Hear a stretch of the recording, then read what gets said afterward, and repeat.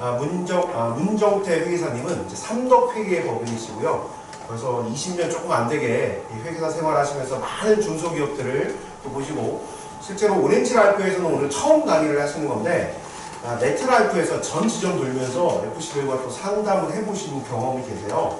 오늘 특별히 또 오렌지라이프 처음 강의시라고 데뷔 무대라고 따로 이렇게 또 설문지를 또 준비를 해가지고 여러분 책상에 올려져 있습니다. 그래서 저희 교육 설문지를 금방 구분을 하실 수 있을 것 같고요. 좀 잘 피드백 작성해 주시고, 처음 강의하시는 것만큼 많이 준비하셨거든요. 그래서 중요한 게 여러분들이 적극적으로 잘 모르겠으면 손 드시고 이렇게 자꾸 여쭤보시는 게 중요한 것 같습니다.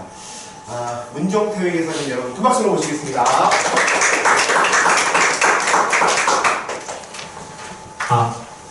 방금 소개받은 공인회계사 문정태라고 합니다. 반갑습니다. 마이크 쓰는 게 낫나요? 아니면 안 쓰는 게 낫나요? 상관없나요? 마음대로 해라. 네, 그거 보시면 제가 2시간 강의를 일단 할애를 받았는데, 네, 들어오셔도 됩니다. 네. 앞으로 좀 아시겠어요? 네. 제가 일단 유영선 씨가 사장님하고 얘기를 많이 했는데, 일단 오시는 수강자분들이 어떤 니즈가 있을까, 그걸 제가 궁금했어요. 약간 좀 설명이 잘못된 게, 예전에 제가 매트라이프 때는 FC 분들이 아니라 바로 증여나 상속을 하실 그런 분들을 예상을 했기 때문에 여러분들하고 약간 입장이 달라요. 그분들은 바로 그냥 우리 아들을 그냥 손자한테 얼마 줘야 되는데 세금 얼마냐 이렇게 물어봐요. 제가 그래서 상속이냐 이거냐 이런 얘기를 할 필요가 없어요. 그분들은 보험 이미 다 들어있고 PB 통해가지고 할 만한 건 다 하셔가지고, 막상 자기가 상속이 일어났을 때나 아니면 증여가 일어났을 때 자기가 뭘 해야 되냐, 뭘 준비해야 되냐, 이런 걸 바로 물어보시기 때문에 그 강의하고는 지금 강의하고는 좀 달라가지고 제가 준비를 이것저것 했는데, 어떻게 하다 보면은 그분들한테는 도움이 되는 건 아니지만 여러분들한테는 약간 핀트가 안 맞을 수 있어요. 여기서 내가 당장 증여할 재산이 많이 있다 라는 것은, 아니면 혹시 우리 할아버지가 조만간 한 5년 이내에 돌아가실 것 같아서 상속 재산이 좀 많다, 한 100억 있으신가요?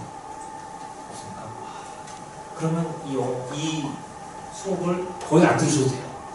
이렇게 얘기하면은 재미없겠죠. 제가 일단 설명은 일단 오렌지라이프 측에서 상승세 강의를 해달라 했기 때문에 제가 상승세 내용을 담지를 않을 수가 없었습니다. 하지만 여러분의 니즈는 상승세를 공부해가지고 세무사를 합격하려는 거 아니죠? 그렇죠? 뭐 하려고 여기 오셨나요? 여기 세무사 누서가 될까요?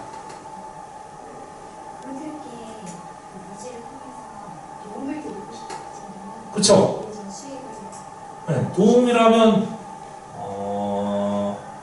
어떤 도움이죠? 이왕이면 개인 영업도 어차피 힘들고 근데 저는 이왕이면 힘들다면 큰 시장을 보고 싶어요. 그렇죠. 여기 있는 분들 나는 개인 영업 많이 하기 때문에 법인 영업 필요 없다 라는 분, 관심 전혀 없다, 다 관심 있으시니까 온 거죠. 여기 혹시 여기서 나는 법인 영업 엄청 잘하기 때문에 이 수업을 들을 필요가 없지만 그래도 저 앞에 강사가 무슨 얘기를 하나 궁금해서 왔다라는 분.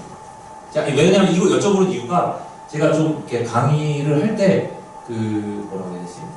여러분들이 어떤 걸 궁금해할지를 좀 코스를 알려고 하는 거예요. 준비를 했는데 이 내용대로 안 할 수도 있어요. 그냥 이거 끄고 저랑 이렇게 상담하면서 할 수도 있어요. 지금 마침 또 유영선 사장이 나갔으니까 제 마음대로 할 거예요. 제가 여기 오렌지라이프 제가 시험을 봤습니다. 보험 설계사. 저번 주에 붙었는데 제가 이거 왜 했냐면 여러분들 입장을 좀 배워보고 싶어서, 도대체 이분들은 어떤 게 관심이 있는 건가, 이걸 통해서 뭘 하려는 건가. 제가 생각에 맞다면 상증세를 공부해서 기왕이면 법인 보험을 하시고 싶은 거 아닌가요? 아닌가요? 그거 말고 다른 이유 있다. 그거 아니다. 나는 진짜 순수하게 대표님이 건강이 걱정돼서 나는 한다. 이거 공부한다. 그럼 의료법을 공부해서 참. 저도 뭐 보험법 뭐 보고 했는데 솔직히 이 상승세하고 보험하고는 약간 상충의 관계가 있어요. 이게 무슨 얘기냐면 국세청은 상속이나 증여가 일어나면 어떻게든 세금을 더 뜯어가려고 해요. 그 목적의 법이에요. 그러면 우리가 팔려고 하는 보험은 어떻게 해서든 그분들이 건강을 지켜주고, 또 뭐랄까, 그분들 상속 재산이나 재산을 좀 보호해주고, 좀 뭐라 그래야지, 어떻게든 그 세금을 좀 줄여주려는 목적 아닌가요? 그러면은 우리가 상승세를 왜 공부해야 되냐면, 저걸 알아야 하고, 나도 알고, 뭐 지피지기면 백정백승이라고, 창이 있잖아요. 국세청 창이에요. 그러니까 이 창으로 공격을 해오면 우리는 보험으로 방어를 해줘야 돼요. 이런 개념으로 생각하시면 될 것 같아요. 이거 뭐 뒤에 뭐 세율이 어쩌고 저쩌고 이래봤자 그 막상 지금 대표를 딱 만났다. 그러면 사장님 같은 경우는 FC 같은 경우는 뭐라고 얘기하실 거예요? 저 같으면 이렇게 하겠어요. 사장님 당신이 당장에 뭐 어떤 일이 뭐 유고가 생기거나 뭐 중요한 일이 생기면 국세청에서 많이 뜯어갈 텐데 그 창을 막을 수 있는 여러 가지 수단이 있지만 그 중에 하나의 수단이 보험이다.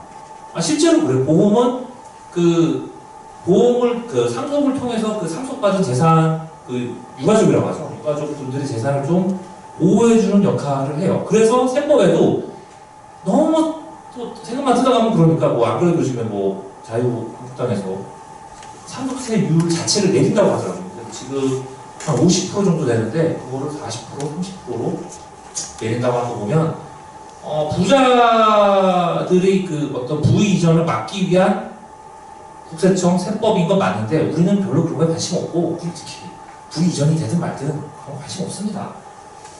그냥 어떻게든 하나라도 이 법인 영업을 통해서 보험상품을 파는 게 목적이 아닐까요? 아닌가요?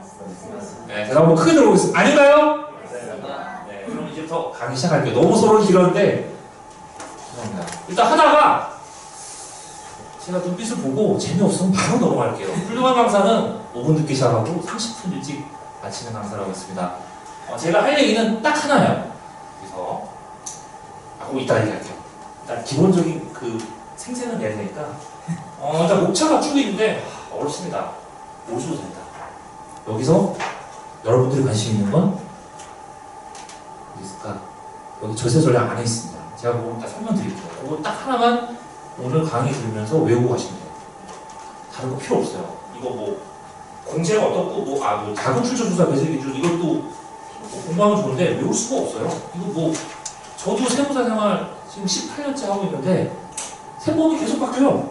세율이 바뀌고 막 그래가지고 저도 이거 뭐 옛날 거 얘기했다가는 오히려 그 보험 계약하시는 민간이라보다 법인의 그 대표분들이 더 잘 알아요. 왜냐하면 자기가 더 관심이 있기 때문에 예전에 뭐 증여세 뭐 미성년자 같은 경우는 1,500만 원 오히려 2,000만 원 바뀌었어요. 저도 모르고 있다 얘기했다가 대표님한테 혼났어.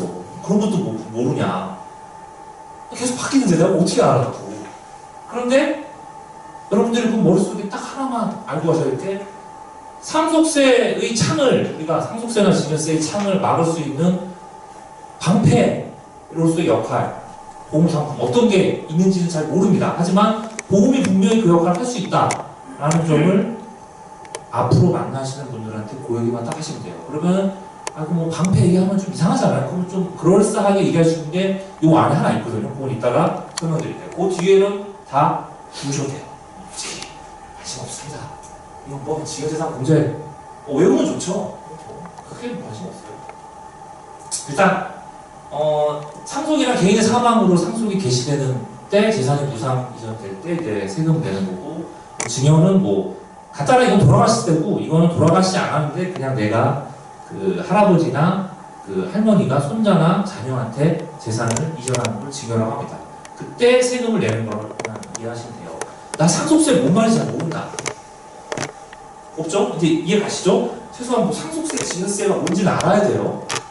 이 개념은 그냥 뭐 이거 주저리주저리 말이 나와 있는데 상속세는 돌아가셨을 때, 증여세는 예전에 여기 앞에 생전이라는 말이 있었어요. 생전 증여. 그러니까 상속은 돌아가신 거고 증여는 돌아가시기 전에 내는 세금이다. 자기가 내야 될 세금에 대해서는 납세자, 즉 법인 영업하시는 분들이 더 잘 알아요. 이거 내가 주는 순간 세금 내야 된다는 걸 알아요. 내가 그거 굳이 판단하실 필요 없어요. 잘 모르겠다? 여기 WSM센터에 세무사도 있고 다른 전문가한테 물어보면 돼요. 증여세 여부, 상속세 여부를 판단할 필요는 없어요. 여러분은 세금이 나올 것 같다 라고 누가 상담이 오잖아요. 그러면 그분들한테 어떻게 막으실 거예요? 이것도 물어봐야 돼요. 제일 중요한 거. 그리고 나 이것저것 얘기 많이 해요. 이것도 미리 이전해 놨고 이렇게 해놨다 미리. 그러면 이제 보험도 가입했다고 했을 거예요. 왜냐하면 이미 우리나라에 보험사업자분이 몇 분 계시나요? 혹시 아시는 분? 모르세요? 제 생각에는 한 10만 명 넘는 것 같은데 맞나요? 시험 보러 갔더니 진짜 차수도 많고 한 번 시험 보는데 한 거의 50명씩 보시더라고요. 그분들이 새로 이제 들어오시는 분들이잖아요. 어떻게 보면 여러분들이 경쟁자? 물론 이제 난 법인 영업하니까 개인 영업과 다르다라고 생각할 수 있지만 어쨌든 이미 이 대표님들은 수많은 옛날에 10년 전에 CEO 모험이랄지 플래닝이랄지 이런 거 이미 많이 가입해놨어요. 그러면 이거 할 게 없지 않냐. 그래도 우리는 똑같은 얘기를 또 해야 돼요. 왜냐하면 제가 보험 상품에 대해서는 정확하게 잘 모르겠는데 중복 가입도 가능하고 보험을 통해서 분명히 절세할 수 있는 부분이 있기 때문에 분명히 놓치고 있는 것도 있고 한 번 더 강조를 해도 그러면 안 되는 거예요. 자 이게 여기는 상속가인데 제가 상속가 증여를 얘기를 드렸는데 그러면 보험금은 우리가 막상 타시는 거잖아요. 타먹는 거잖아요. 이거를 그러면은 보험금 자체도 원래는 상속세 증여세를 내야 돼요.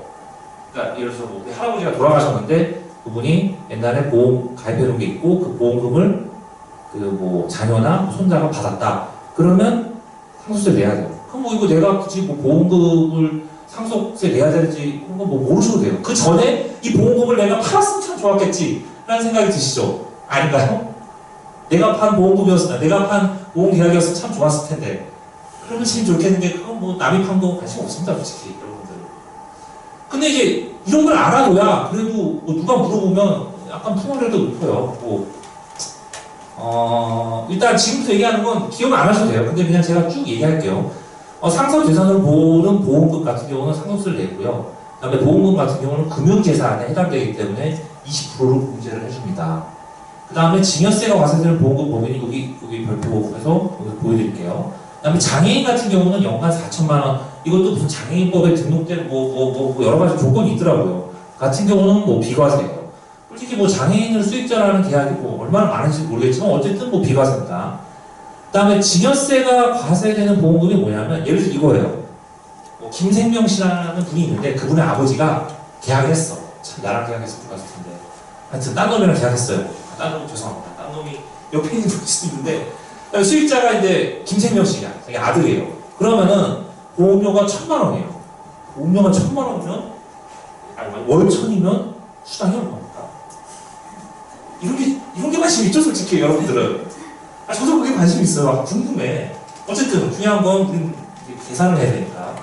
보험료가 1,000만 원인데 그 중에 아버지가 800만 원 냈어요. 이럴 때 아버지가 돌아가셨네. 그때 이제 상속 보험금으로 종신보험인가 5천만 원인 거니까 5천만 원 받았어요. 그럴 때 증여세가 과세되는 보험금 여기 적었죠. 이게 뭐냐면 5천만 원 보험금 중에 아버지가 낸 거 800분의 전체 보험료를 나눠야 돼요. 이게 무슨 얘기냐면 그럼 200만 원 누가 냈나요? 200만 원은 여기 김생명 씨가 낸 거죠. 나머지는. 그렇게 했을 때 4천만 원이 보험금이고 이렇게 계산 쭉쭉 하면 대략 세금은 한 100만 원 정도 나옵니다. 여기서 중요한 건 이 증여세를 계산하거나 이런 거는 중요하지 않아요. 여러분들이 하실 게 아니에요. 내가 증여세까지 계산하는 그런 법인 영업까지 생각하신다 라는 분은 진짜 열심히 들으시면 됩니다. 이거. 하지만 그것보다는 어떻게 하면 이 사람한테 이 보험금을 타먹는 보험계약을 설득을 해서 보험계약을 할까가 여러분들이 더 관심 있는 니즈가 아닌가라는 생각이 드는데 맞는지 보겠습니다. 맞으면 제가 그 부분을 좀 강조해서 말씀드리고 그게 아니라 나는 증여세 세금 계산하는 게 더 관심 있다 라는 분은 제가 이쪽으로 설명을 계속 드릴게요. 어느 쪽인가요? 전자인가요? 후자인가요? 목소리가 작은 부분이 후자인가요? 전자인가요? 그러면 제가 전자를 위주로 좀 설명을 드릴게요. 제가 뭐 설명 드리려 해도 제가 보험 상품을 잘 몰라요. 하지만 이 창에 해당되는 상속과 증여세법을 좀 설명드리면서 그 안에 있는 빠져나갈 구멍들이 몇 가지 있는데 그거를 비교해 보면서 보험 계약을 얘기하면 분명히 도움이 돼요. 왜냐하면 이 세법은 국회의원들이 만든 거기 때문에 뭐 저희들이 뭐 어떻게 바꾸거나 뭐 할 게 아니에요. 누구나 동일하게 적용되는 과세 평등주의에 따라 뭐 삼성 이건희 또 상속세 내야 돼요. 그거 나름 죽으면. 그러니까 그런 점을 봤을 때 세법을 가상이라는 표현보다 세법을 이해를 통해서 보험계약을 따내는데 조금은 법인 영업을 할 때는 분명히 도움이 됩니다. 오전 그 강의 시간표 보니까 오전에 법인 영업이 이해가 있었는데 저도 좀 궁금해서 법인 영업은 도대체 어떻게 해야 하는 건가? 여러분이 아침에 들은 시간에 강의 내용이 어떤 거였는지 좀 저한테 설명해 주실 분. 왜냐면 제가 그 앞에 내용하고 제 내용하고 겹치는지 좀 궁금해서 그래요. 앞에 무슨 내용이 있나요? 나 잤다. 나 안 들었다 그러면. 대답. 그럼 오전에 강의 다 꽝인 건가요? 가깝습니다. 제가 좀 그래도 좀 도움이 되게 좀 그래도 설명을 좀 드릴게요. 법인 영업을 어떻게 할지에 대해서도 제가 좀 고민을 해봤어요. 도대체 어떻게 하면 이분들이 영업을 할 수 있을까? 좀 이따가 설명드리겠습니다. 자, 이 상속 순위는 뭐냐면, 할아버지가 돌아가셨을 때 그 밑에 뭐 아버지, 어머니도 있을 거고, 부모도 있을 거고, 뭐 손자, 손녀도 있을 거고, 이럴 때 쭉 있을 때, 상속을 받을 수 있는 순위가 이거는 민법에 있어요. 이걸 무슨 상속세법에서 정해놓은 게 아니라 민법에 있기 때문에 뭐 요렇다더라. 그런데 이 경우수가 많습니다. 법정상속분을 하나 설명을 드리면 일단 또 어려운 말이에요. 피상속인이 무슨 말인가요?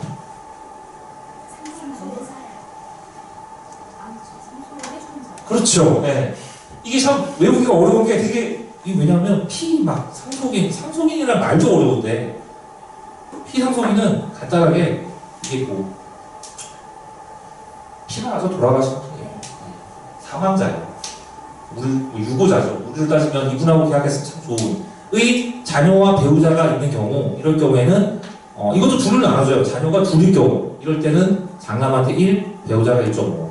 그러면 민법에서 왜 배우자한테 1.5를 줬을까요? 그러니까 이게 뭐냐면 예를 들어서 내가 상속 재산이 10억이다. 그러면 장남한테 40%가 가고요. 배우자한테 60%가 간다는 얘기입니다. 근데 왜 1.5를 줬냐면 이게 뭐 1.5 되게 어려운데 간단하게 아들 하나 배우자 있을 때는 4대 6으로 나눈다 라는 생각하시면 됩니다. 근데 이거를 왜 법으로 정해놨냐면 둘이 싸워요. 아들하고 엄마하고 안 싸울 것 같죠. 재산이 10억이면 약간 애매한데 100억쯤 되면은 소송 들어가요. 이걸 정해놓은 게 없다면 마침 또 아버님도 그냥 갑자기 돌아가셨어. 그래서 뭐 정해놓은 게 없어. 그럼 싸움이 나잖아요. 그러면 소송하고 막 둘이 뭐 내 거네 제일 좋은 거 뭐 반반하면 좋지 않나요? 근데 엄마 입장으로서는 야씨 내가 산 세월이 있는데 그래서 민법에서 이거를 정해놨어요. 누가 돌아가셨을 경우에는 아들 하나 있을 때는 1, 배우자한테는 1.5, 50%를 더 가산해 주는 게 배우자 뭐 그동안 살면서 뭐 재산을 형성하는 데 기여했다고 생각하기 때문에 민법에서 1.4도 아니고 1.8도 아니고 1.5를 해놨어요. 솔직히 뭐 이게 불만일 수도 있어요. 배우자가 난 이거 이겨야 되는 거 아니냐 이래가지고 한 80% 가져가야 되는데 뭐 그럴 수도 있어요. 근데 어쨌든 아들도 여기 상속 대상에 해당되기 때문에 이걸 줬어요. 이거를 뭐 민법에서 정해놨기 때문에 이거를 뭐 반박하는 사람은 없지만 여기 정해놓지 않았지만 이건 법정이고 유언 상속을 할 수 있습니다. 난 진짜 아들 꼴보기 싫다. 그래가지고 부모님이 빼낼 수도 있어요. 그거는 어쨌든 하지만 그것도 또 뭐 유류분이라고 해가지고 장남이 소송 걸고 막 복잡해요. 하여튼 지저분해요. 상속 이거 한번 일어나면 자산이 100억이 되면은 되게 지저분해요. 그러면은 우리는 거기서 할 수 있는 건 뭐냐면 지저분한 게 왜 일어나냐면 세금도 많이 내야 되고 재산도 많기 때문에 거기서 보험 얘기를 분명히 할 거리가 분명히 있어요. 재산이 100억쯤 되는 사람은 단순하게 100억 자체를 전부 다 건물이나 뭐 주식이나 이런 데 넣진 않아요. 아니 뭐 아시는 내가 법인 사장님이 한 분 아는데 그분은 100억 있는데 한 예금으로 100억 있다. 있으신가요? 그럼 봤어요? 1000억 있는데 100억쯤 넣을 수 있겠지. 근데 전재산이 100억인데 예금으로 100억 넣는 사람 없습니다. 뭐 보험을 넣든 뭐 건물을 사든 뭐 주식을 투자하든 뭐든 해요. 좀 쓸데없는 빠졌는데 하여튼 상속분은 이렇다. 이런 거 뭐 모르셔도 됩니다. 하지만 중요한 건 우리가 팔아야 할 대상은 이 피상속인이에요. 돌아가실 예정인 분들한테 예정이라면 좀 그렇지만 어쨌든 상속 재산이 많은 분들한테 이런 싸움이 일어나는 걸 미연에 방지하기 위해서는 보험이 필요하지 않을까요? 라고 얘기를 하는 거예요. 아니 회계사님 이게 뭐 말이 되는 소리예요? 뭐 싸우는데 뭐 보험하고. 왜냐하면 보험을 통해서 이 사람들한테 나눠줄 재산을 미리 좀 이렇게 갈라놓는 거죠. 이따가 뭐 말씀드리겠지만 뭐 그런 거 있잖아요. 뭐 계약자, 뭐 피수익자, 아니 수익자, 피보험자. 뭐 수익자를 장남으로 해놓는다든지 아니면 수익자를 배우자를 해놓으면은 그 재산이 이 법정 상속분과 관계없이 보험이 쭉쭉쭉 다 갈 수 있거든요. 이따가 설명드리겠지만 상속세를 과세하지, 그러니까 상속세를 내지 않고 보험금을 바로 뭐 배우자나 아니면 난 얘도 꼴 보기 싫고 얘도 꼴 보기 싫다. 그런 사람 되게 많습니다. 손자가 이쁘다. 손자한테 주고 싶다. 그러면은 이제 보험 계약을 한번 해볼 만해요. 이따가 제가 설명드릴 그 가무 컨설팅 얘기입니다. 상속 과세 대상은 간단하게 복잡하게 썼는데 한국에 계신 분들은 해외에 있는 모든 재산, 즉 여기 국내외 모든 재산 그냥 싹 다 탈탈 털어가지고 모든 재산을 다 세금을 내야 된다. 국세청이 모를 거야. 절대 모르지 않습니다. 얘네들이 국세청이 이거를 15년 동안 쫓아다녀요. 웃기죠? 우리가 낸 세금 미치겠어 진짜. 5년 전 것도 연락 오면 진짜 짜증나는데 10년 전 것도 이거 세금 내세요 하면은 여기 받으신 분들이 굉장히 좀 짜증이 내겠죠. 짜증이 굉장히 많이 납니다. 하여튼 뭐 이런 걸 뭐 여기서 확인할 수 있으면 보시고요. 상속세 과세 대상은 뭐 이렇다. 모든 재산이다. 국세청이 탈탈탈 털어간다. 이런 얘기를 많이 하셔야 보험 계약을 하는 게 좀 유리해요. 왜냐하면 국세청이 모를 거다라고 생각하고 보험 계약을 통해서 어떤 상속 재산의 확보 같은 걸 미리 안 해보면 분명히 피해 본다. 세금 많이 낸다. 이런 얘기를 좀 많이 하시면 좋을 것 같습니다. 세율은 뭐 이렇습니다. 뭐 10%, 20% 이거 세율 또 바뀌어요. 이거 국회가 또 바꾸겠대. 근데 간단하게 좀 뭐 팁을 말씀드리면 증여세 같은 경우는 주로 1, 20%에서 많이 결정이 돼요. 왜냐하면 증여세는 내가 주기로 마음을 먹었기 때문에 조절을 해요. 대충. 조절을 한다는 건 세금을 좀 적게 내려면 그러니까 증여세하고 상속세하고 야 이게 같은 세금인데 뭐 세율도 같고 이걸 어떻게 뭐 이용하나? 이용합니다. 증여세를 통해서 상속세를 줄일 수 있어요. 왜냐하면 여기 과표 구간이 10, 20, 30, 40 다르잖아요. 내가 상속세로 내는 것보다 증여세를 미리 내버리면 상속세 낼 때는 40%를 세금을 내야 되는데 증여세를 미리 내버리면 10% 낼 수 있기 때문에 세율 구간을 이용한 절세 전략도 가능합니다. 그건 좀 뒤에서 약간 설명드릴게요. 그래서 증여세율은 보통 10에서 20%에 형성되고 제 경험상 그렇습니다. 상속세율은 여기서 형성돼요. 거의 금액이 상속 재산이 보통 한 10억 이상, 그러니까 상속 공제가 10억이기 때문에 재산이 10억 이상 되어야 세금을 내기 시작하거든요. 그러면은 10억이 되면은 벌써 여기에 해당되잖아요. 40%예요. 세죠. 물론 이게 뭐 누진세 구조라 뭐 곱하기 40, 그러니까 비율로 비례적으로 40% 늘어나는 건 아닌데 어쨌든 대략 한 30에서 40% 형성돼요. 그러면 상속 재산이 대략 한 100억이다. 그러면 상속 공제 한 10억 빼면 90억 곱하기 한 30% 하면 돼요. 그러면 한 20억 가까이를 세금 내야 된다고 생각하시면 돼요. 딱 이렇게 견적이 나오죠. 그러면 누가 재산 내가 상담하는 사람이 자산이 대충 얼마인지는 대충 듣고 갈 거 아니야. 저 사람 1등이 뭐고 그러면은 사람이 지금 당장 돌아가시면 그런 얘기 하기 좀 그렇지만 세금이 당장 30억이다. 이런 얘기 하셔야 돼요. 그래야지 미리 떡밥을 깔아놔야 보험 얘기가 편하게 돼요. 안 그러면 바로 보험 계약 하시죠. 그러면 하나요? 대표이사들 맨날 호감자 만나는 사람이 은행, PB 이런 사람들인데 잘 안 돼요. 이런 얘기를 좀 해줘야 당신 재산이 한 100억 있다면 30% 생각하셔야 된다. 그럼 27억이다. 그거 4개 맞을래?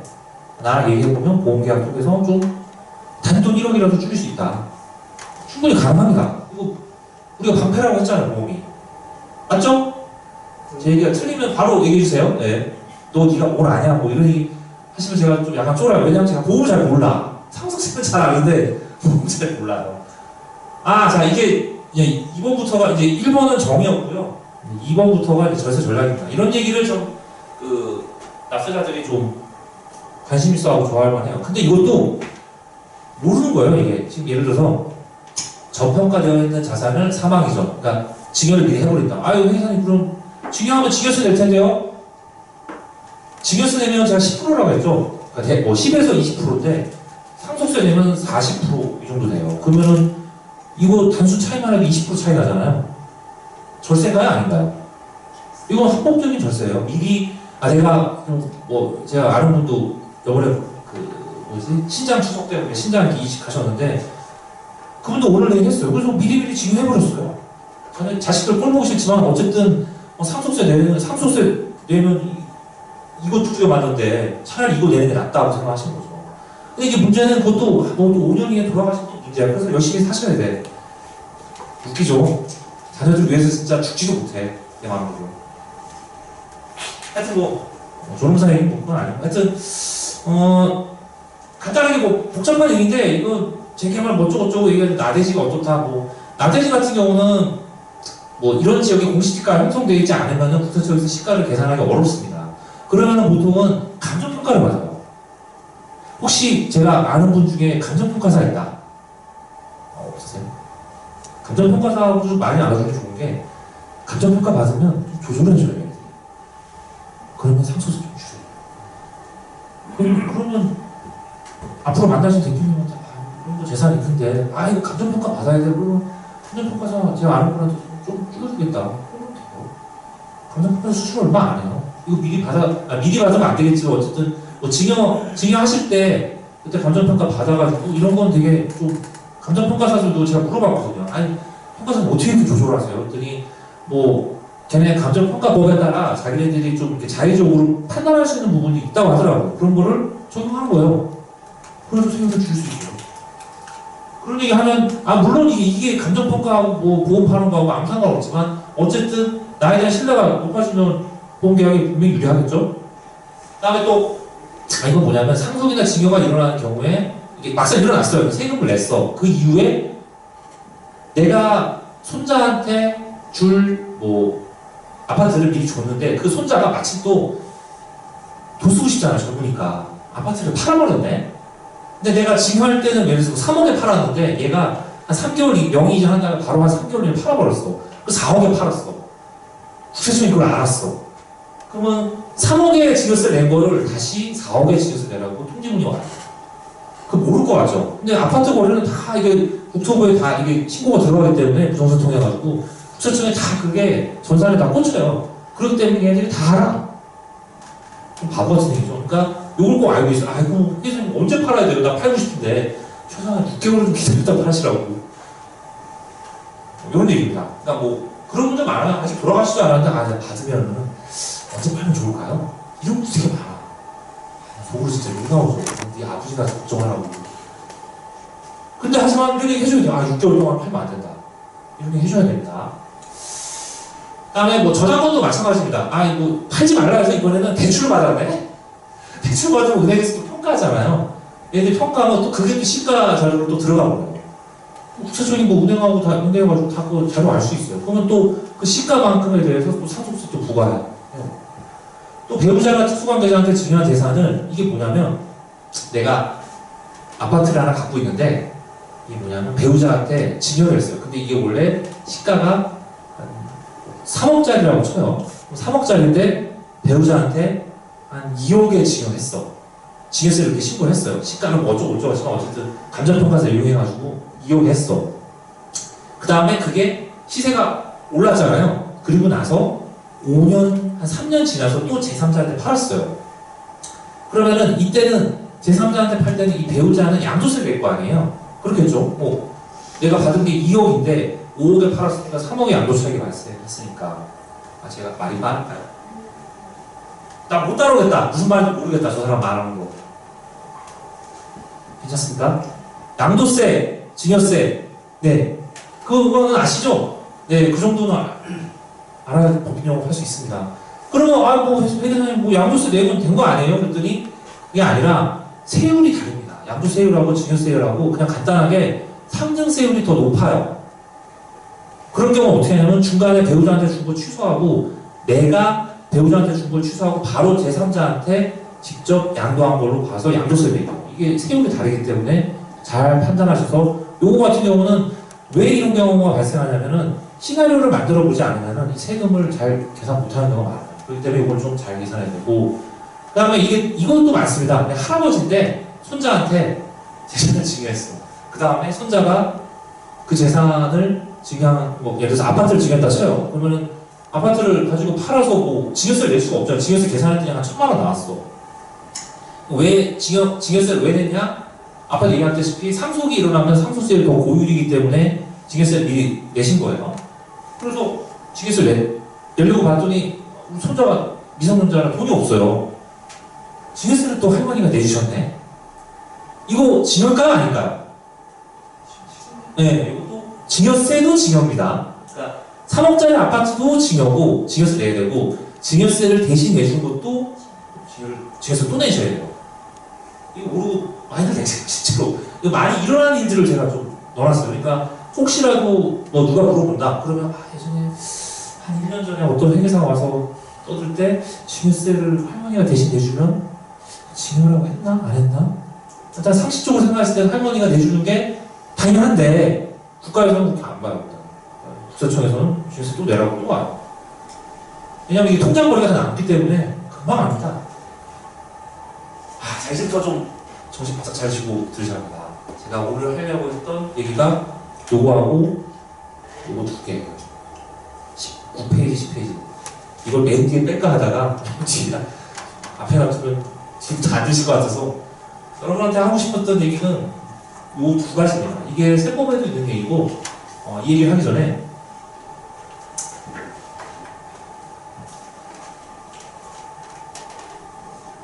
혹시 여기 WM 센터 계세요?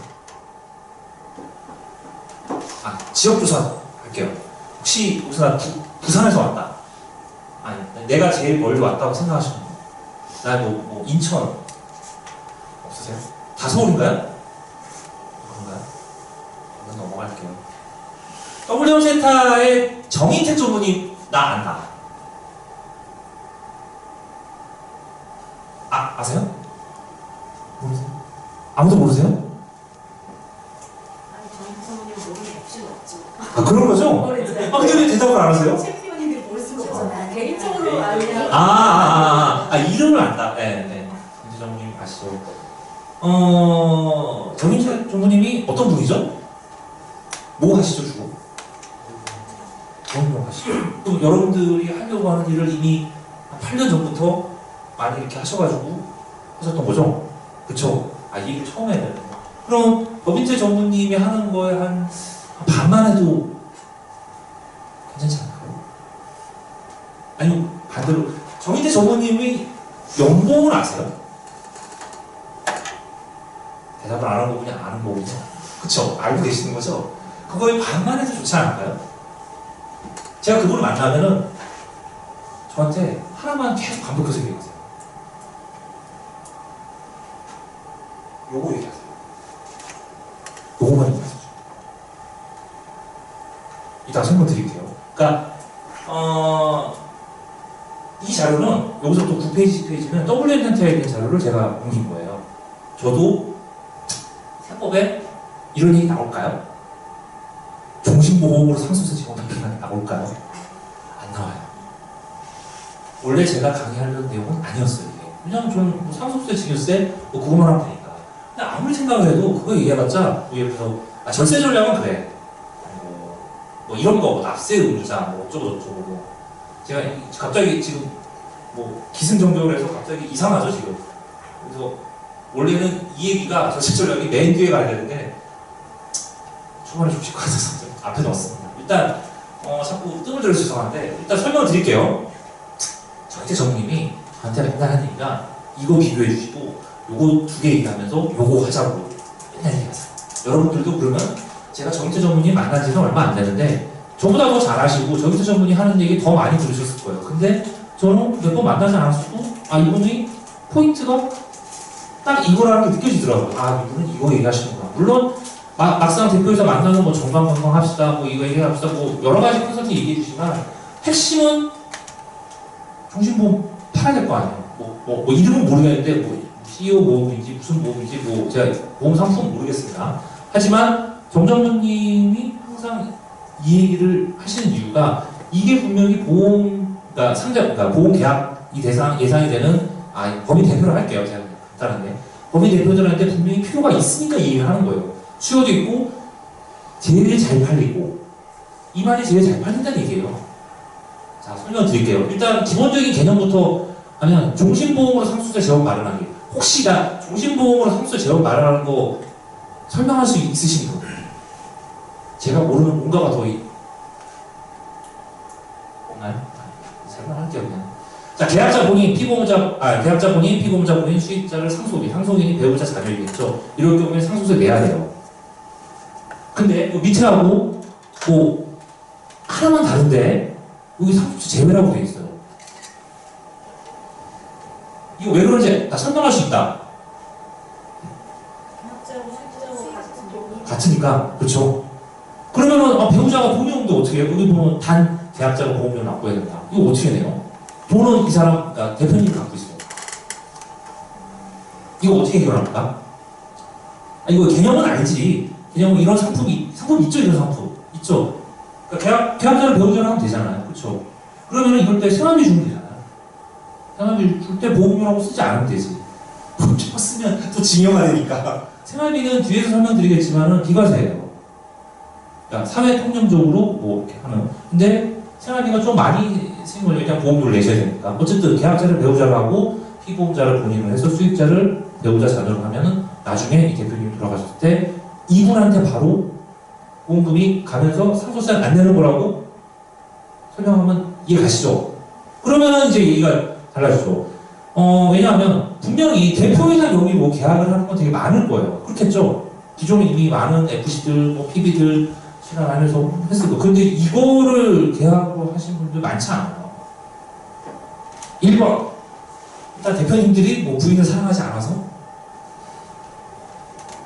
근데 그렇게 설명한 게 아니라, 그러면은 자녀를 계약자로 하면 되지 않을까요? 아니면 자녀도 마음에 안 든다. 솔직히 제가 봤을 때 대표님 중에 배우자나 자녀를 그렇게 사랑하시는 분도 많이 못 봤어요. 왜냐하면, 제가 나쁜 사람들 보는 게 아니라 너무 사업하는데 바쁘고, 배우자하고는 뭐 약간 애정이 많겠고, 자녀가 큰 거를 많이 못 봤기 때문에 자녀에 대한 그 애정이 약간 덜 하시더라고요. 그래서 미안한 마음이 있어. 하지만 손자한테는 굉장히 사랑을 많이 느끼시더라고요. 그러면 손자 얘기 나오면 되게 계약 많이 하세요.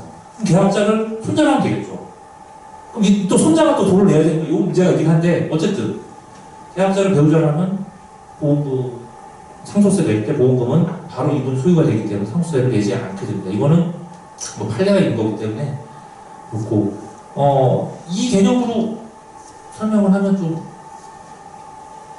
보험 영업에 도움이 될지 모르겠습니다. 왜냐하면 기본적으로 많이 알고 계신 분이 되니까요. 그 다음에 두 번째는 이것도 뭐 솔직히 많이 알고 계실 수 있습니다. 하지만 제가 느끼기에는 이 얘기를 만나는 사람한테 한 10번만 하면은 그 사람 계약할 것 같아요. 자, 그럼 이거를 설명하기 위해서 이거를 일단 설명을 드려야 돼요. 일단 뭐냐면 종신보험 손자 상속 전략이라고 제가 뭐 이름을 썼는데, 원래 조부, 그러니까 대표이사라고 할게요. 대표이사가 보험 계약 안 했어. 이럴 경우에 부모, 즉 자녀겠죠. 뭐 이 사람의 자녀겠죠. 자녀한테 상속세가 1차 납부가 되고, 그 다음에 이 부모가 다시 돌아가시면 손자는 같은 재산에 대해서, 이분 재산이 뭐 간단하게 건물이라고 생각하죠. 건물 100억짜리가 있는데 이렇게 하면서 상속세 냈어. 그럼 아까 간단하게 100억짜리면 한 30% 세금 내야 된다고 생각했죠. 한 27억 정도, 한 30억 정도 세금 내면 70억 됐어. 그런 다음에 또 세금을 또 내야 돼요. 그러면 70 곱하기 30억 하면 21억. 100억짜리가 한 번, 두 번, 10년 내에 50억이에요. 간단하게 생각. 그러면 보험 가입해야 될까 말아야 될까요? 이걸 조금이라도 말아야 될 거 아니에요. 그래서 나온 게 감옥 컨설팅 3대 플랜 이거예요. 이건 세법에도 있는 내용이고 상품은 얼마든지 가능하고 제가 얘기한 분도 회장님이 46년생이에요. 이게 또 나이가 되게 중요하잖아요. 또 46년생인데 이분이 보험계약을 하시고 유고시 계약자를 손자로 바꾸고 피보험자는 부모로 하고 이때는 상속세 내야 돼요. 어차피 얘나 똑같이 내야 돼요. 이건 어쩔 수 없어. 근데 손자를 계약자를 변경하면은 수익자가 손자가 되니까 이 부모가 돌아갔을 때는 세금이 상속세가 없어요. 여기서 벌써 한번 줄이는 거죠. 그러면 여기서 이렇게 넘어갈 때 아까 20억 가까이 됐거든요. 여기서는 한 30억 좀 안 되고 여기서는 20억 가까이 되거든요. 이 20억을 어쨌든 줄일 수 있는 거예요.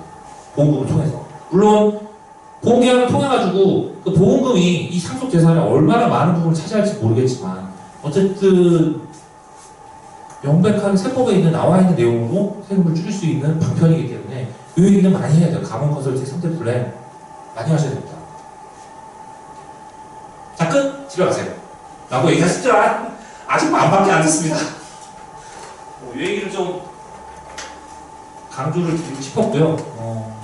이분이 저도 법인 대표 지금 만나면 혹시 뭐 보험 얘기가 나오면 이 얘기는 드려요. 이건 뭐 분명히 설세할 수 있는 부분이기 때문에 그런 굉장히 관심 있어 하세요. 아 그렇게 있냐? 난 몰랐다. 모르시는 분도 많아요 되게. 의외로. 자 그래서 감옥 컨설팅 3대 플랜 많이 하시기 바랍니다. 알겠나요? 네. 도움돼서 좋습니다.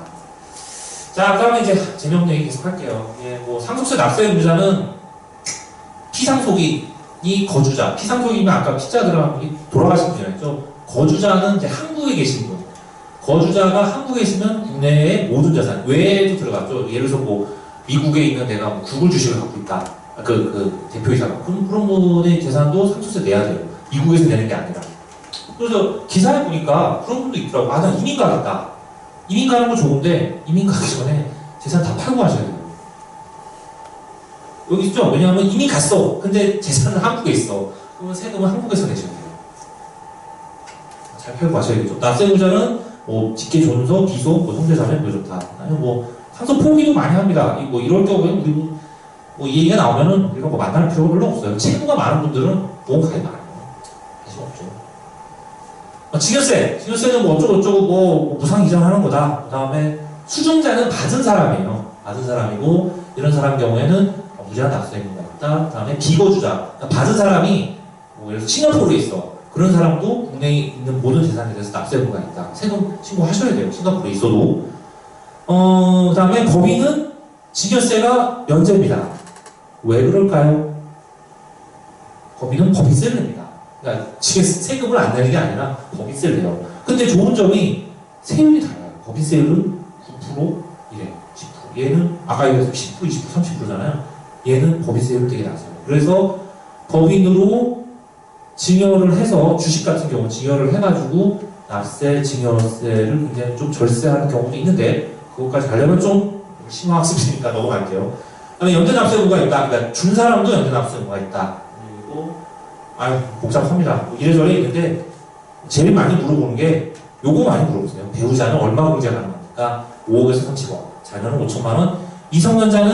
미성년자가 할아버지가 돌아가셨는데 내가 할아버지가 말고 부모라고 하죠. 부모가 이제 유고가 됐는데 자녀가 뭐 한 15세라고 할게요. 그러면 15세에서 19살 때까지 4년간 1,000만 원씩 4천만 원을 공제해줘요.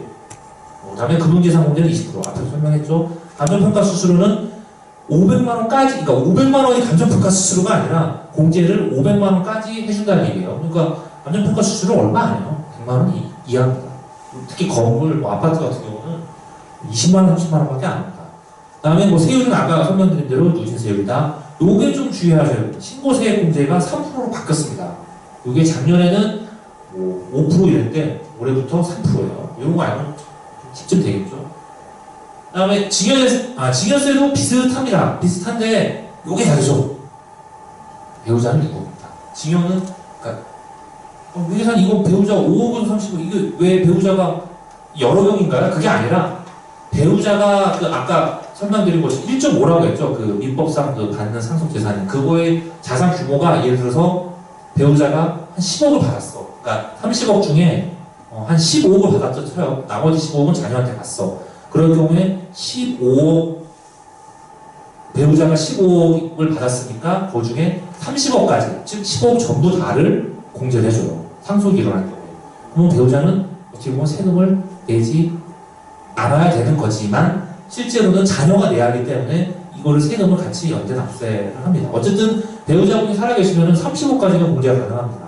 상속이 일어났을 때고요. 증여는 얘기가 달라요. 증여는 6억이에요. 이거는 살아계실 때죠. 살아계실 때 내가 배우자한테 줬다. 그럼 내가 아파트 하나 주는데 5억짜리 줬다. 그럼 세금 없어요. 넘어가겠습니다. 나머지는 뭐 다 뭐 비슷비슷합니다. 3% 똑같고, 요것도, 당초 이게 뭐냐면 홍길동인데 내가, 배우자한테 재산을 아파트를 줬어요. 줬다가 마음에 안 들어서 다시 뺏었어. 이런 경우도 많아요. 이런 경우에는 이게 처음 증여, 1차 증여, 요게 2차 증여인데, 요거를 신고기한 내, 즉, 신고기한은 3개월이거든요. 신고기한 내에 반환하면은, 둘 다 요것도 증여세가 없고, 요것도, 왜냐면 이 진민호 씨가 홍길동 씨한테 증여한 것도 마찬가지로 증여거든요. 요 둘 다가 증여세가 없는데, 신고기한이 보통 증여 같은 경우는 3개월이거든요. 그러니까 3 플러스 3, 6개월 이내에 요거를 줬다가 다시 뺏으면, 뺀다는 표현보다는 어쨌든 다시 돌려드리면, 요거 처음에 줄 때는 증여세가 있지만 요거 다시 돌려줄 때는 증여세가 없어요. 그러면 6개월 이후에는 요것도 증여세 있고 요것도 증여세가 있다. 아파트의 경우는 그렇습니다. 돈은 상관없어요. 돈을 주는 순간 증여세 내야 됩니다. 할게요. 그 다음에 협상과세. 요거는 어려우니까 넘어가겠습니다. 부담부 증여. 이게 뭐냐면 내가 자식한테 아파트를 주고 싶어요. 결혼한다고 하니까. 그러면 전세 끼고 갭투자하신 거예요. 예를 들어서 강남 같은 경우는 비싸니까. 그래서 전세 끼고 갭투자했는데 아파트 가격이 대략 한 10억이라고 합시다. 그러면은 전세 보증금은 한 6억이라고 쳐요. 그러면은 실제로는 내 돈은 한 4억 들어간 거죠. 그럴 때 인수 채무액을 보통은 증여할 때, 그러니까 10억짜리 아파트를 내가 아들한테 줬다. 그러면은 전세 보증금이 6억이잖아요. 그러면 4억만 증여세를 내시면 돼요. 이런 얘기고, 근데 원칙적으로는 제가 이제 그 아들 얘기를 했는데, 배우자나 아들한테 준 그래서 전세 보증금 같은 경우는 원래 공제하지 않아요. 그런데 이것도 억울한 경우가 많기 때문에 채무액을 인정받으면 공제가 가능합니다. 보통은 입증하는 게 어렵지만 어쨌든 가능은 하다. 요런 점 아시고, 배우자나 직계 존비속한테 부담부 증여할 때는 좀 증빙을 잘 챙겨야 된다는 점을 알고 계신 좋을 것 같아요. 뒤에 사례에서 요 얘기는 좀 간략하게 좀 설명드릴게요. 그 다음에 요 얘기 좀 드려야 돼요. 요 얘기가 뭐냐면 증여세 이런 거 많이 내가 아들한테 주고 싶은데 증여하고 싶은데 얼마까지는 증여세가 부과되나요? 아까 5천만 원이라고 했습니다. 미성년자는 2천만 원. 외우기 힘들지만 대략 한 5천 이하까지는 상관없어요. 그런데 5천이 넘어가는 돈이 있을 수 있어요. 그리고 금액이 소액이지만 약간 애매한 것들이 있는데 세법에 학자금, 내가 자녀한테 주는 학자금, 장학금, 기념품, 내가 어떤 재산이나 이런 데 주는 거 이런 거 관심 없죠. 기념품, 축하금, 부의금 요게 제일 궁금해하세요. 혼수용품. 참, 아파트가 혼수용품인가요? 이게 좀 애매해지는 거 이런 게. 뒤에서 설명드릴게요. 혼수용품은 예단 정도 되겠죠? 예단 가지고 증세 내지 않아요. 이런 거, 기타 이런 거 짜자는데 불우한 이유. 자, 여기서 장애인 보험, 요것도 아까 4천만 원까지는 비과세라고 했는데, 여기서 하나 가장 많이 발생하지만 빠져있는 게 하나 있어요. 그게 뭘까요? 부모나 자식이 주는 돈인데 제일 많이 발생하면서 여기에 빠져있는 게 있어요. 그래서 판례로 빠져있는 게 뭐냐면 입원비, 치료비가 빠져있어요. 그러니까 여기 치료비, 입원비가 없어요. 그러니까 예를 들어서 내가 부모님인데 부모님이 아프셔. 내가 자녀야. 그래서 내가 치료비를 부모님 걸 대신 내드렸어. 아니면 부모님 통장에 있는 돈을 그냥 빼다가 내 통장에 넣은 다음에 내 통장에서 같이 그냥 치료비를 계산했어요. 많이 그렇게 합니다. 그냥 부모님 지금 어떻게 될지 모르고 당장 치료비 나가서 나는 돈은 없고 통장에 통장에 돈이 있으니까 일단 이체하고 어쨌든 그 받아가지고 그걸 내 카드로 계산하고 많이 해요. 치료비가 빠져있는데 치료비 같은 경우는 어쨌든 증여재산에서 공제하도록 판례가 있어요. 근데 이제 문제는 아까 요것도 마찬가지로 채무에도 공제받으려면 징빙이 있어야 된다는 거죠. 징빙이 뭐 필요한지를 또 뒤에 설명드리겠지만 요것도 치료비 같은 경우도 뭐 치료비를 내가 냈다. 그러니까 이 부모와 관련된 치료비라는 걸 증명을 해야 돼요. 뭐 병원에서 받은 뭐 치료비 영수증이랄지 그런 게 꼭 있어야겠죠. 그런 걸 잊어버리면 안 되겠죠. 넘어가겠습니다. 그 다음에 증여재산 공제 요건 또 강조드리는 게 자꾸 지금 앞에 했던 얘기 또 얘기드리는 게 많이 물어보세요. 이거를 제일 많이 물어보세요. 증여할 때 내가 배우자한테 주려고 하는데 얼마까지 가능합니까? 6억 원까지 가능합니다. 아파트, 금전 다 포함해서요.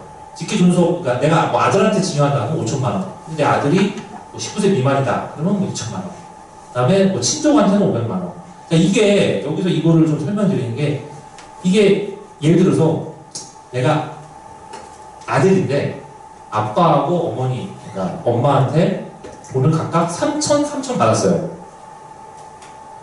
같은 해, 1년 이내.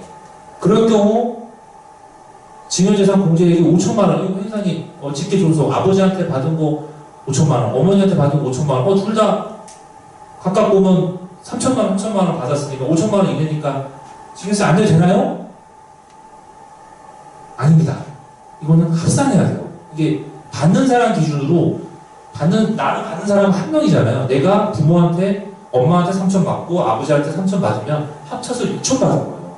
그것도 예를 들어서 그러면 내가 한 3년에 걸쳐서 부모한테 따로따로 받은 거야.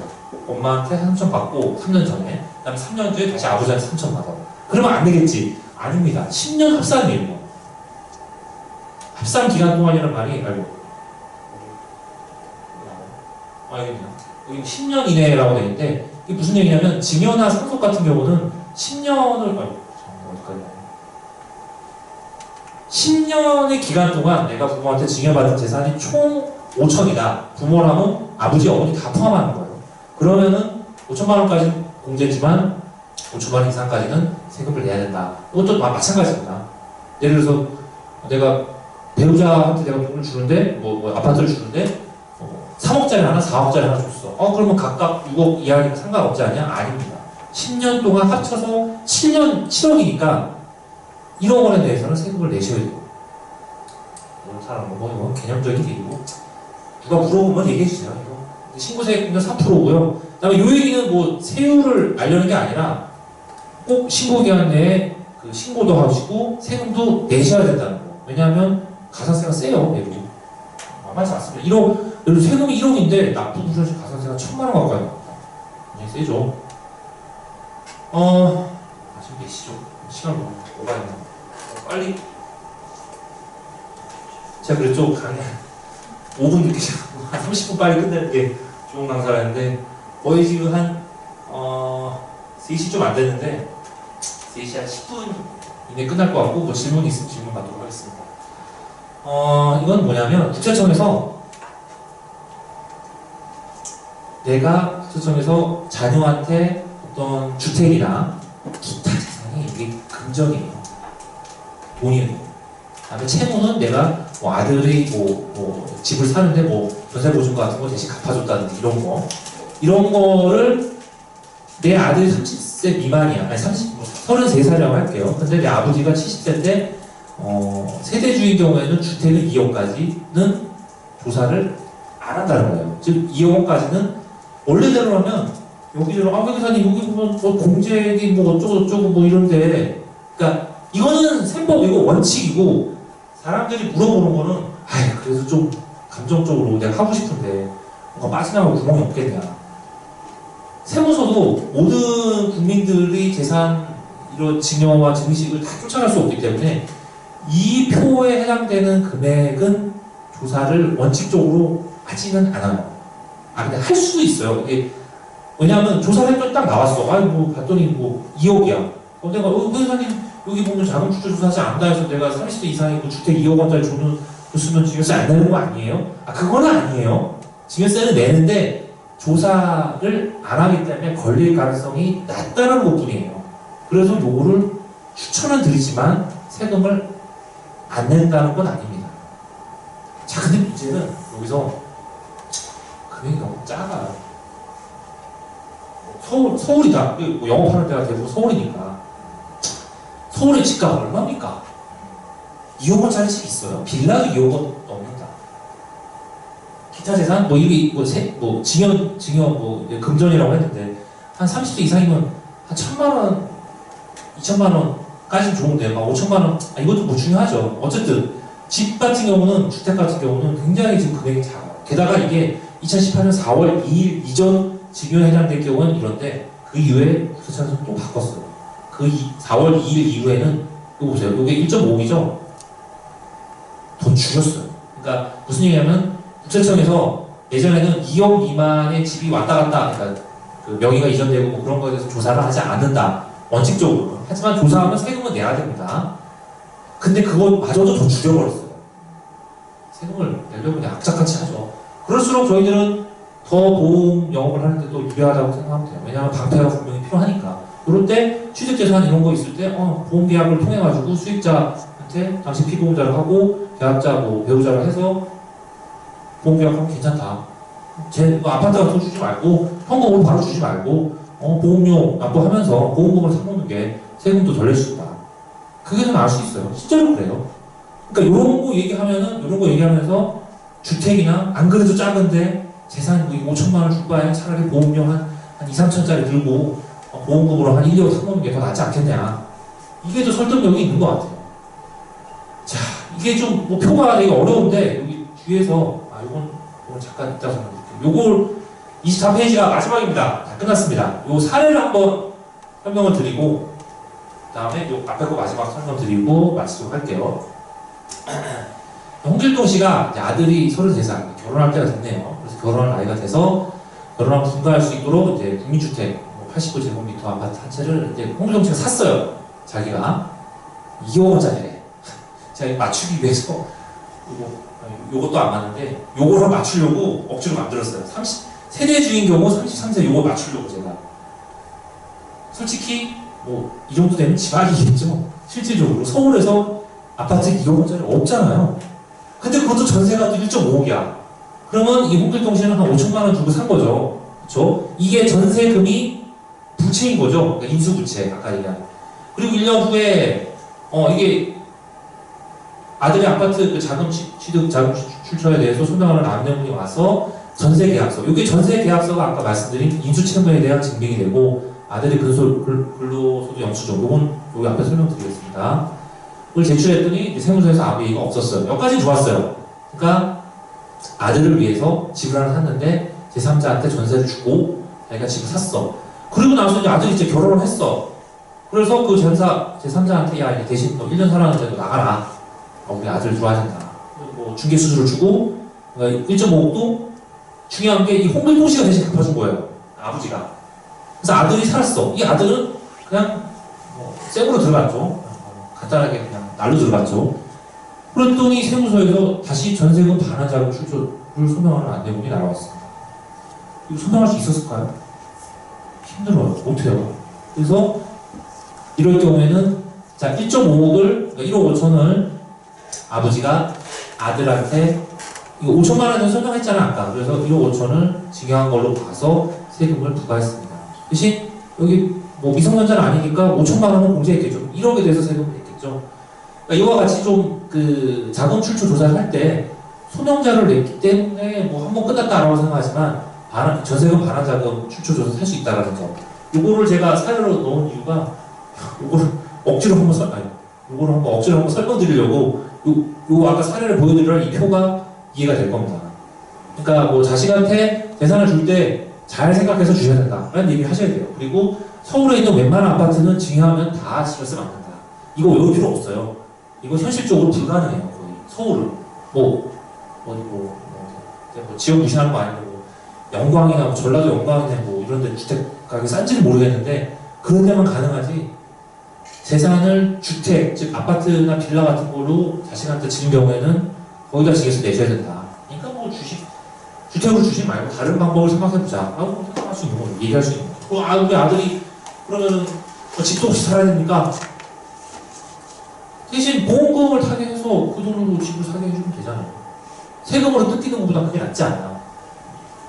그 다음에 자금 출처, 여기서 얘기했던 자금 출처 조사 배제 기준은 이런 금액일 경우에는 세무서에서 연락이 안 온다. 그러니까 좀 다리를 두껍고 좀 주무셔도 된다라고 얘기하지만 막상 연락이 오면은 이런 근로소득에 대해서는 원천징수 영수증, 연말정산, 홈택스 자료, 여러분들 많이 신고하시는 종합소득 신고세, 사업소득, 여러분들 사업소득자죠? 맞죠? 예, 요거는 본인들도 아실 거예요. 요런 거 내라고 하고, 그다음에 이자 배당 기타 소득에 대해서 뭐 이런 거 내라고, 연말정산, 홈택스 내라고 하고, 대출도 전세보증 같은 경우는 전세계약서고 내가 대출 받았다. 그러면 금융기관 기초항에서 우리 임대차 보증금 같은 경우 임대차 계약서, 보유재산 처분 같은 경우는 매매계약서. 이런 거를 좀 그 세무서에 제출하시면은 세무서에서 그 증여세를 부과를 할 수 있는 못할 겁니다. 물론 추가적인 또 소명 요청 자료가 있을 수 있을 거고요. 자, 이제 여기까지가 강의는 상속세, 증여세 강의는 여기까지 마쳤는데 제가 뭐 이런 질문을 드려도 되는지 모르겠는데 강의 잘 들으셨나요 일단? 네. 도움이 됐나요? 그럼 제가 궁금한 게 여기서 아까 그 노래기사가 요거 외우라 했잖아요. 계약자 조부, 피부모자 부모, 수익자 손자로 해서 요걸 알지. 요거 두 개. 이거나 계약자 이걸 통해 가지고 해라. 이게 제일 좋아요. 감옥 컨설팅 상표품에. 이 말이 법인 영업할 때는 가장 많이 써먹는 말이고 우리 정전부님도 이 얘기만 하세요. 다른 얘기 뭐 여러 가지 상속세가 어떻고 막 달달달 외우셨어요. 그분도 저보다 더 많이 외웠어요. 달달달 얘기하는데 솔직히 그건 관심 없어요. 상속세 세율이 어떻고 그런 거는 대표이사들은 관심 없고 어떻게 하면 되냐 내가 뭘 해야 되냐 감옥 컨설팅 해야 된다. 이거 받아야 된다. 이렇게 얘기하면 되는데, 자, 이거 외우긴 했죠? 여러분들? 이거 외울 수 있죠? 계약자 조부, 피부모자, 부모하고 수익자를 손자로 하는, 이거는 외울 수 있습니다. 그러면 이걸 당장 어디 가서 써먹을 수 있나? 제가 듣고 싶은 건 이거 있어요. 내가 당장 만날 사람이 있으면 좋겠는데, 만나요. 그거 얘기하고. 일단 강의 여기서 마치고요. 제가 궁금한 건 여러분들이 직접 뭐라 해야 될까? 만날 사람을 어디서 찾는지, 그게 좀 궁금해요. 어디서 찾으면 볼까요? 난 내일, 당장 오후 4시에, 원래 한 3시 반쯤 끝나고 약속이 있다. 그렇습니까? 어디 가십니까? 고객께서 사업자 목표 만나는 거. 네. 이런 얘기 해보실 자신 있으세요? 좀 해보고 싶어서 자꾸 이걸 듣고 있거든요. 네네네. 근데 그분은 지금 조부가 아니시고 저부가 계시고 그리고 조부가 아니시고 예, 자녀분이 한분 계시고 미성년자야지. 예. 그래서 조기에는 해당되지 않는 것 같아요. 그러네요. 예. 하지만 여기는 해당되지 않아요? 배우자. 네, 여기 해당되죠? 예. 요거 얘기하면 되겠죠? 요거를 많이 계셔야 돼요. 같은 얘기를 정정부님이 얘기하는 게 저한테 얘기가 아니라 같은 얘기 한번 반복해야 된다. 한 번 얘기해서 그 사람 잘 안 뚫린다.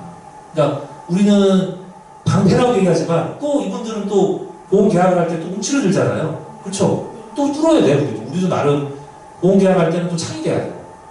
그래서 그런 분들한테 창이 돼서 얘기하려면 너무 찌르면 아프니까 살살살 반복해서 얘기할 수밖에 없습니다. 같은 얘기를 계속 반복하시고요. 반복하다 보면 계속 물어봐요. 그분들도 귀찮게. 물어보면 그때그때 찾아서 예를 들어서 뭐가 있을까? 이런 걸 알지. 이런 거 찾아서 물어봐도 되고 솔직히 잘 모르겠다. 내가 강의 자료 내가 이거 다 어떻게 외우냐. 인터넷 찾으면 다 나옵니다. 웬만한 자료들. 내가 이해가 안 간다. 그러면 여기 WM 텐타나 아니면 본사 교육팀이나 아니면 제 연락처 있으니까 저도 어쩌다가 여기 소속이 됐습니다. 여기 소속이 돼서 저한테 연락하셔도 되고요.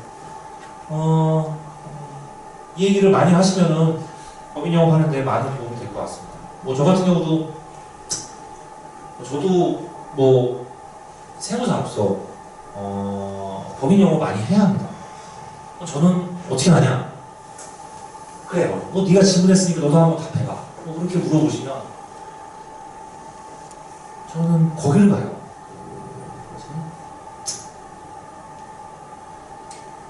CEO분들 교육 듣는 거 있죠? 대학에서 하는 거랄지 중소기업 진흥공단이랄지 그런 데 많이 가요. 주로 강의도 하고요. 주로 제가 직접 강의 듣기도 하고 강의를 들어줘야 또 얘네들은 커리큘럼이 이렇구나. 그래서 강의 듣고 거기서 만나는 분들 CEO도 얘기하고 그래서 회계 상담하고 세무 상담 그렇게 해요. 쉽지 않아요, 그리고. 뭐 누구는 뭐 골프장 가라고 누구는 뭐 그런 거 하라는 게 쉽지 않습니다. 하지만 제가 우리 경험상 여러분들이 더 잘 알겠지만 보험을 팔 때 어떻게 해야 될까? 이 얘기를 반복하는 수밖에 없을 것 같아요. 뭐 세법 몰라요? 공부해도 저도 잘 막상 가서 뭐 얘기하면은 저도 세법책 꺼내놓고 해야 돼요. 근데 만나서 얘기할 때는 굉장히 그분한테 절세할 수 있다라고 강조를 많이 하고 반복해서 얘기를 많이 합니다. 여러분들도 그 법인 영업하는데 좀 많은 도움이 됐으면 하고요. 앞으로 정전부님처럼 전공 한 수억 대 되시는 FC가 되시길 바랍니다. 네, 감사합니다. 혹시 질문사항? 네. 두 가지가 있었는데요. 아까 계약자분이 그 배우자에게 일단 증여를 한 다음에 네. 제3자에게 다시 증여를 그 양도를 했을 경우 네. 증여가 아니고 양도를 했을 경우 아까 이거죠? 네. 그게 5년 이내에 5년 내에 재양도라고 했었잖아요. 네. 이게 최초에 그 배우자분이 증여자가 배우자분한테 간 그 시점부터 5년. 그렇죠. 네. 그렇게 봐야죠. 그래 좀 이게- 차례로. 네, 차례차례 말씀하신 게 맞고요. 이게 왜 그러냐면 세율이 양도세하고 증여세가 서로 달라가지고 이 규정이 들어온 거예요. 이건 그러면 어떻게 해야 되냐면 두 가지 시나리오를 다 해봐야 돼요. 5년 이후에 재양도를 통해서 하는 게 양도세를 내는 게 더 나은지 증여세를 그냥 이렇게 내는 게 나은지를 계산해봐야 돼요. 그러면은 해당되는 증여 재산의 평가액이 얼마인지를 또 알아야 되고 그거는 좀 계산을 해봐야 알 수 있는 거예요. 그분 상담할 때 만약에 이거 물어보시면 요 규정 얘기 5년 내에 재양도하면 뭐 다시 직접 증여자가 제3자한테 양도한 걸 보기 때문에 양도세가 오히려 더 셀 수 있어요. 그러니까 그런 거는 잘 얘기하셔서 상담 받으라고 하시면 될 것 같습니다. 두 번째. 네. 아까 배우자분을 계약자로 네. 했을 때요. 네. 뭔가요? 배우자분을 요거죠. 계약자로 했을 때 이때 생활비를 주는 걸로 한다는 게 배우자는 소득이 없으니까. 그러니까 보통은 네. 이렇게 되면은 이럴 때 계약자가 보험료를 납부를 해야 되잖아요. 그러니까 증빙은 배우자 통장에서 보험료가 이게 그러니까 생명사로 이렇게 나가는 걸 하고 이건 돈이 없잖아요. 그럼 보통은 본인이 그러니까 그러니까 남편분께서 돈을 버시니까 이거를 생활비로 보통 보내는 게 있어요. 뭐 한 달에 1,000만 원 이런 식으로 그냥 통장으로 보내거든요. 근데 보통은 그것도 증여세다라고 해요. 근데 우리 뒤에 보면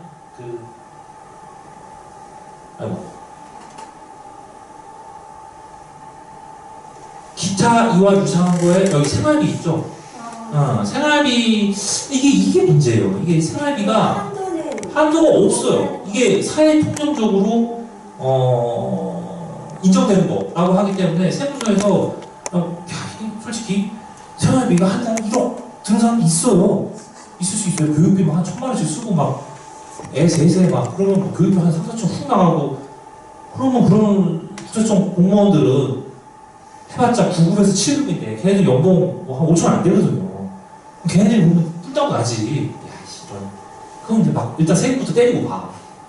그런 건 싸워야 돼요. 솔직히 이게 그거는 좀 불복의 영역이라 싸워야 되는데 어쨌든 생활비가 있습니다. 이 생활비에 보험료를 슬쩍 넣어서 보내야겠죠. 그래서 증빙을 맞죠? 증빙을 배우자가 직접 그 배우자 통장에서 배우자 명의 통장에서 보험사로 납부한 보험료를 이렇게 납부하는 식으로 하면 되겠죠. 이렇게 계약을 하면 쉽게 되지 않을까. 그러면 상속세 제외된다. 네. 아까 또 질문. 네, 그 부동산을 증여하나 상속을 할 경우에 실거래가가 있고 공시지가를 하는데 어떤 게 더? 그걸 적용을 해서 하는데 어떤 기준이 있는 건가요? 요게 일단 기준은 원칙적으로는 실거래가입니다. 근데 이제 뭐 아파트 같은 경우는 우리 뭐 국토부 그 사이트에 들어가면 최근 실거래가가 다 나오거든요. 웬만하면 다 나와요. 근데 이런 건 없어요.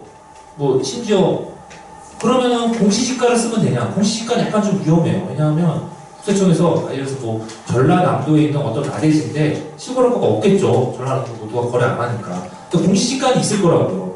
그런 공시지가가 실거래가냐? 아니거든요. 그러면 어떻게 되냐? 실거래가가 없을 경우는 아까 얘기한 감정평가액으로 봐요. 감정평가액은 가평사한테 부탁을 하면 그런 건 좀 약간 여유가 있다. 줄일 수 있는 여지가 있다.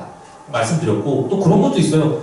서울이나 경기도 지역내에 있는 땅인데도 뭐 환지 처분한다고 해서 아직 공시지가가 그러니까 지번이 없어서 그러니까 전체 땅은 있는데 여기 지번을 나눠놓지 않은 거예요. 그래가지고 공시지가가 없어요. 왜냐하면 공시지가는 그 해당 지번에 대해서 그러니까 공시를 해야 되는데 공시지가가 없는 애들이거든요.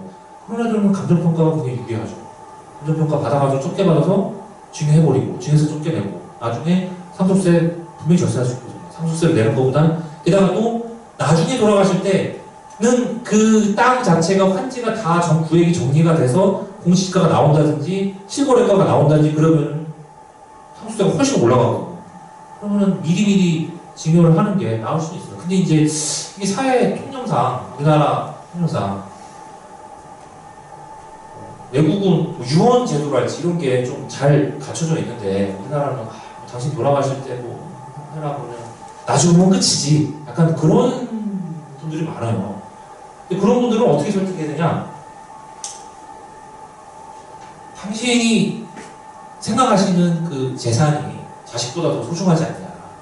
자식보다 소중하니까 그런 말 하는 거예요, 솔직히. 자식이 소중하면 자식을 위해서 뭔가를 해. 근데 자식보다 솔직히 재산이 더 소중한 거야. 자기가 피땀을 흘려서 이루는 이 유언은 사업, 뭐 회사랄지, 뭐 건물이랄지, 그게 더 소중한 거예요. 그러니까 뭐 자식 줘봤자 뭔 거냐. 아니, 그러면은 사장님이 일이 준비해놓지 않으면은 당신이 이루어놨던 이 사업이 상속세로 한 방에 다 공중을 부려낸다. 그런 얘기를 하시면 좀 설득이 되세요. 저도 이제 상속세 상담 많이 하면 저는 뭐 보험 가입하라 이런 얘기 안 하고 주로 세금을 어떻게 절세할까 이런 얘기를 많이 하거든요. 그러면은 그 얘기 하면 다들 공감하세요. 세금으로 반 내시는 사업 다 팔아야 된다. 그러면 가족을 못 사는 건커녕 당신이 그동안 40년 동안 해왔던 사업이 다 고황탑이다. 그럼 뭐 하늘나라에 가가지고 그분이 뭐 마침 계신 줄 알아서 하늘나라에 가서 그런 거 보면은 마음이 어떻겠냐. 국가가 다 가져가는데 그것보다는 차라리 당신 시출한테 주는 게 낫지 않겠냐. 그런 얘기 하면 그래 한번 생각해보자. 어렵습니다. 솔직히 보험과 상속은 상속세 증여세는 서로 창과 방패의 관계인데 이 창을 막아낼 수 있는 보험을 잘 얘기를 하셔야 어떻게 보면 좀 도움이 될 것 같습니다. 일단 또 질문사항 있으시면 아이고 3시 10분에 끝나는데 17분이네요. 이상으로서 강의 마치고요. 여러분의 앞날에 건강한 발전이 있길 기원합니다. 감사합니다.